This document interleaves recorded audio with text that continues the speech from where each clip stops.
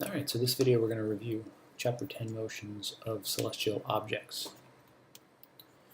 So you should, in your notebook, have 6 facts, have found 4 vocabulary words, and summarized it all together. When you're dealing with motions of anything in the sky, here's your answer. The rotation of the Earth is the primary cause for all motions that we see in the sky, except for a few, and we'll talk about those as this chapter progresses. So the first thing we need to deal with is how do we describe the sky above us? We need some vocabulary to deal with that. And the method we use to deal with it is something called the celestial sphere. So here we have the Earth in this imaginary sphere, and there's a white spot we can put anywhere we would like on the Earth. Okay. So if we switch this, however, we get this view, and this view shows us an observer with the sky above him. The sky is shown by the dome over the observer's head. This is known as the celestial sphere. Things that move across the sky are drawn on that sphere to help us kind of visualize what we're seeing.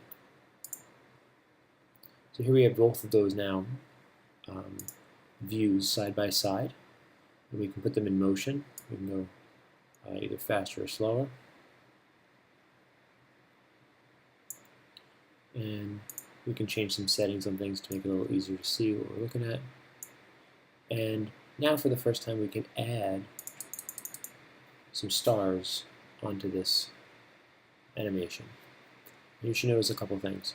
Here on the left-hand side, nothing's moving except the Earth. So this is the actual motion that's occurring. On the right side, to this observer, it looks like the stars are moving. And if we add some trails to the stars, we can see the path they take more clearly. So to this observer, it looks like stars are moving from the east side of the sphere to the west, and they're doing circles around the north pole of the sky, what's known as the north celestial pole. That's because the observer is looking up at those stars. These 3 stars are these 3 stars.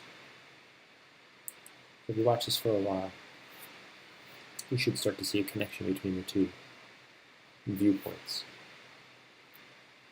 If we move the observer to a different location, let's say we moved him way further north, what changes is that north celestial pole.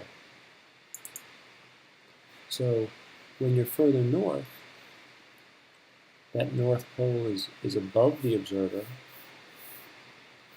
and the result is that he needs to look up higher in order to see it. Okay? Nothing on this side changed except where the observer was, the little white dot. Nothing else changes.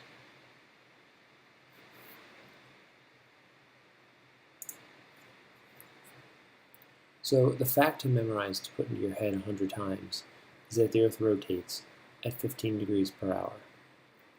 That's come up throughout the year. It is incredibly important and explains the speed at which these stars appear to move across the sky.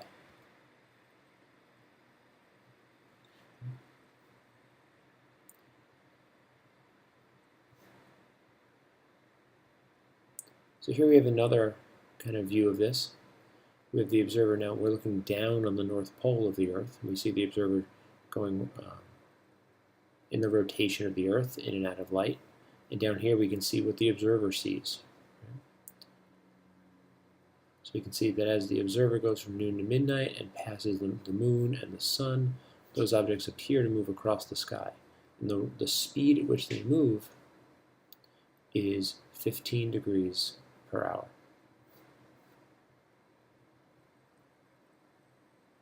So this is how that drawing will appear on a printout on paper. So we'd have the dome over the observer, right?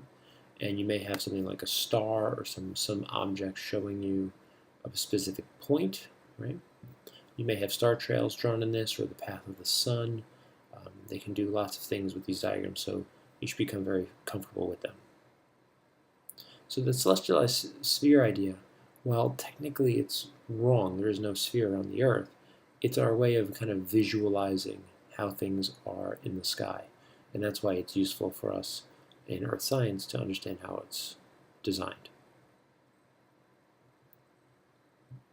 So here we have a picture of a star trail, and you can see the stars making these circular shapes around the center, which is always the North Star, Polaris.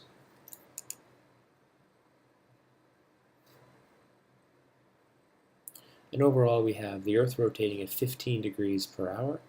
The rotation of the Earth causes the stars to appear to move, and the celestial sphere is a concept used to visualize that movement.